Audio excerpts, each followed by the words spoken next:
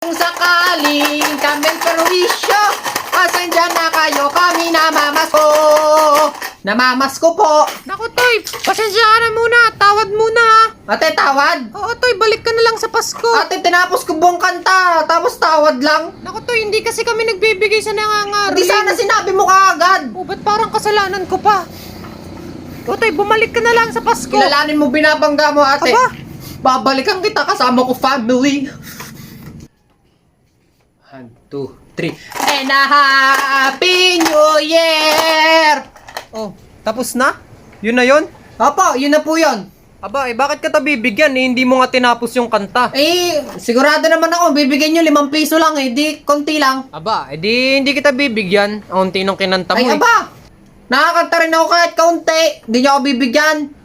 Popost kita sa Facebook. Abay, sira ulo tong batang to ah. O, eto na. Umalis ka na. Bibigay ka din naman pala. Thank you sa may bahay ng aming bati. Tawad! Tawad, Tutoy! Ate, Diyos lang nagpapatawad. Merry Christmas. May tuloy pa sa pagkanta ng batang to eh. Sabing tawad, wala naman ako may bibigay sa'yo.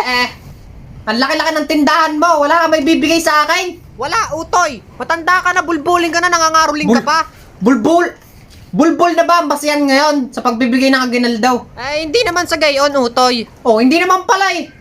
Ate, kinakantaan ko po kayo para maging masaya po yung Pasko nyo, ganon. Hindi ko naman po habol yung pera nyo eh. Ganon naman pala eh. Di kumanta ka dyan, tapos di kita bibigyan. Hindi ate, mapapag-usapan naman natin yan. Siyempre, sayang din yung pakalog-kalog ko dito, ganon.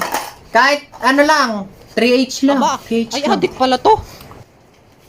Jingle bells, jingle all the way.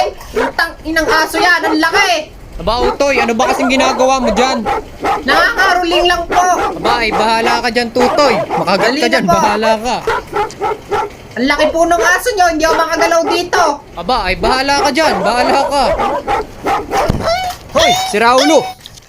Tang inang aso yun, ang laki. Ay, ito yung hindi nagbigay ng papasko sa akin kanina eh. Ay, putang ina mo!